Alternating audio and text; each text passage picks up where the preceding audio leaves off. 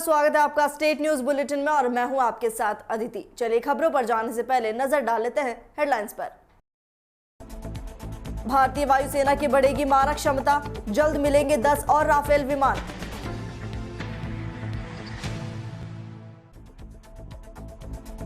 नांदेड़ में होली पर हुई हिंसा, तलवारों के वार से 4 पुलिसकर्मी जख्मी।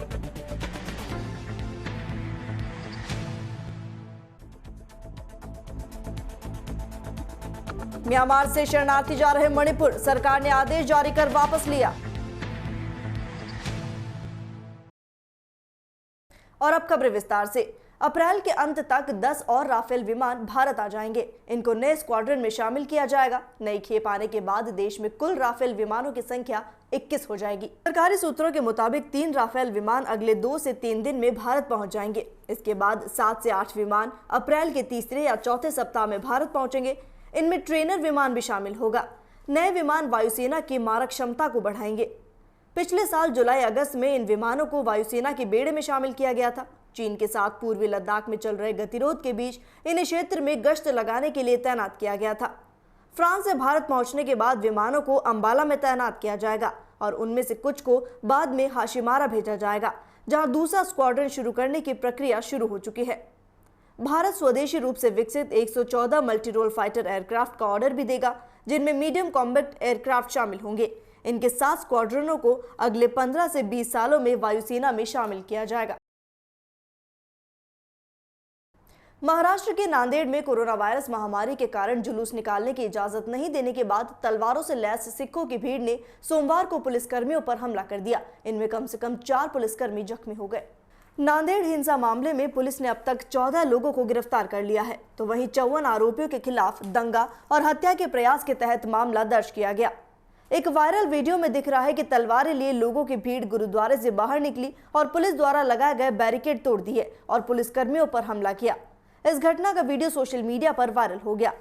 पुलिस सूत्रों से मिली जानकारी के अनुसार नांदेड़ में सिख समुदाय के होला मोहल्ला जुलूस को अनुमति नहीं दी गई थी।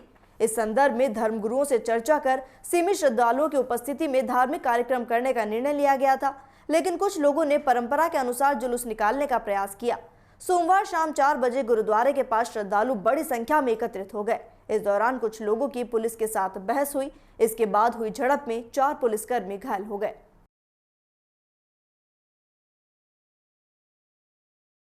म्यांमार में हुए सैन्य तख्त पलट के बाद से बड़ी संख्या में आम नागरिक देश छोड़कर पलायन करने को मजबूर हो गए हैं। राज्य सरकार ने शरणार्थियों को भोजन और आश्रय मुहैया कराने के लिए शिविर न लगाने का आदेश दिया था। हालांकि आदेश देने के तुरंत बाद वापस ले लिया गया। लोग म्यांमार के सीमावर्ती राज्य मणिपुर में घुस रहे हैं। मणिपुर सरकार ने म्यांमार की सीमा से सटे जिलों के उपायुक्तों को तख्ता पलट के बाद पड़ोसी देश म्यांमार से भागकर आ रहे शरणार्थियों को भोजन और आश्रय मुहैया कराने के लिए शिविर न लगाने का आदेश दिया, लेकिन जन आक्रोश की आशंका से बचने के लिए 3 दिन बाद इसे वापस ले लिया गया। म्यांमार में तख्ता पलट के बाद से ही मिजोरम में 1000 से ज्यादा नागरिक शरण ले चुके हैं। एक वरिष्ठ सरकारी अधिकारी ने सोमवार को बताया कि पड़ोसी देश से अवैध प्रवास को रोकने के लिए 10 मार्च के दिशा निर्देशों के बाद अभी तक केंद्र से कोई आदेश नहीं मिला है। खबर पावटा से, जहां कस्बे के निकटवर्ती मनोहरपुर थाना इलाके में युवक का शव मिलने के बाद सनसनी फैल गई। मृतक युवक की पहचान कैलाश चंद्र शर्मा निवासी देव का हरवाड़ा के रूप में हुई। बताया जा रहा है कि मृतक युवक कैलाश चंद्र शर्मा निवासी देव का हरवाड़ा पिछले शनिवार से लापता था। इस संबंध में परिवार वालों ने शनिवार रात 12:30 बजे चंदबाजी थाने में गुमशुदगी की रिपोर्ट दी थी। रविवार की सुबह किसी ने मृतक कैलाश चंद्र शर्मा की घर सूचना दी कि मृतक कैलाश चंद्र शर्मा का शव मनोहरपुरा स्थित माधवीणी नदी में पड़ा है। परिवार को लोग जब वहां गए तो शव पानी में एक तरफ पड़ा था। इस पर मनोहरपुर थाने में सूचना दी गई, जिस पर मनोहरपुर थाना प्रभारी अशोक कुमार जाप्ता घटनास्थल पर पहुंचे। मृतक के शव को पोस्टमार्टम के लिए निम्स चिकित्सालय ले जाया गया। शव को पोस्टमार्टम के लिए ले जाने के बाद FSL टीम मौके पर पहुंची और साक्ष्य उठाए। शव मिलने की सूचना पर मौके पर भारी भीड़ जमा हो गई। मृतक युवक के परिजनों ने हत्या की संभावना जताई है, तो वहीं पुलिस मामले की जाँच कर रही है। खबर 12 से है, जहां मांगरोल समीपवर्ती जलोदा तेजाजी बोरदा गांव के बीच गणेशगंज लिफ्ट परियोजना के समीप अज्ञात कारणों से आग लग गई और देखते ही देखते सैकड़ों बीघा जमीन पर खड़ी गेहूं की फसल पूरी तरह जलकर राख हो गई। सूचना पाकर मौके पर पहुंचे संयुक्त किसान संघर्ष समिति के संयोजक रामचंद्र मीणा जलौदा तेजाजी के अनुसार सोमवार 11 बजे करीब गणेशगंज लिफ्ट परियोजना के समीप ही गेहूं के खेतों में आग की भयंकर लपटें और धुएं का गुबार इतना विकराल हुआ, देखते ही देखते कुछ ही समय में सैकड़ों बीघा भूमि पर खड़ी गेहूं की फसल पूरी तरह जलकर खाक हो गई।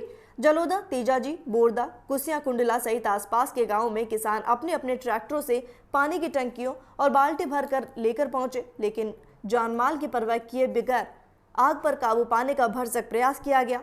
वहीं किसानों ने हाथों में पेड़ पौधों की टहनियां और घास फूस के पुलंदे आदि बनाकर जलती आग को बुझाने का प्रयास किया, लेकिन सीमित संसाधनों के अभाव में अवधि के बीच आसपास के खेतों में तकरीबन 150 से 200 बीघा गेहूं की फसल पूरी तरह जल गई।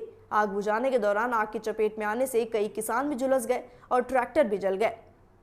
रामचंद्र मीणा के अनुसार विधानसभा अंता क्षेत्र में मांगरोल में सैकड़ों गांव के बीच केवल एक नगर पालिका की करीब 700 लीटर वाली दमकल है। सिवाय उसके इतने बड़े क्षेत्र में सैकड़ों गांव के बीच दमकल की कोई व्यवस्था नहीं है। जरूरत पड़ने पर एनडीपीसी अंता की दमकल बुलाई जाती है, जो लंबी दूरी होने के कारण समय पर नहीं पहुंचती और तब तक बहुत बड़ा नुकसान क्षेत्र के लोगों को झेलना पड़ता है। ऐसे में क्षेत्र में बड़ी दमकल का होना अति आवश्यक है। संयुक्त किसान संघर्ष समिति ने मांग की है कि नुकसानग्रस्त किसानों की बर्बाद फसलों का तत्काल प्रभाव से सर्वे कर नुकसान का मुआवजा दिया जाए।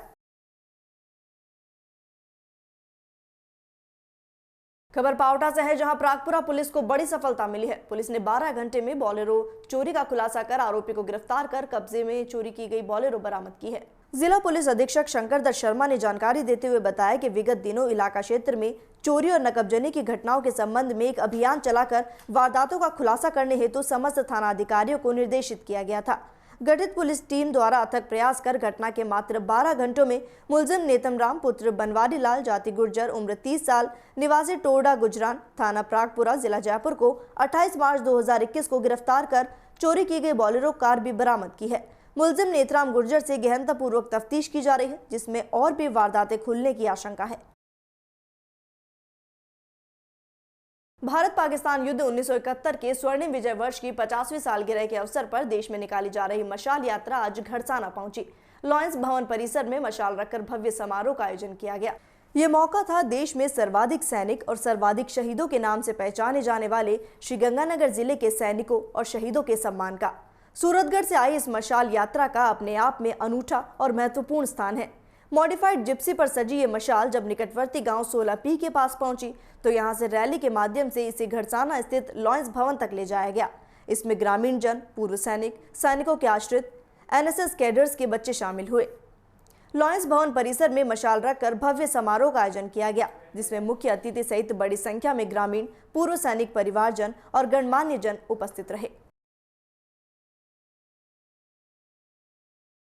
और इसी के साथ फिलहाल स्टेट न्यूज बुलेटिन में इतना ही। देश और दुनिया की तमाम खबरों के लिए बने रहिए डीपीके न्यूज के साथ। नमस्कार।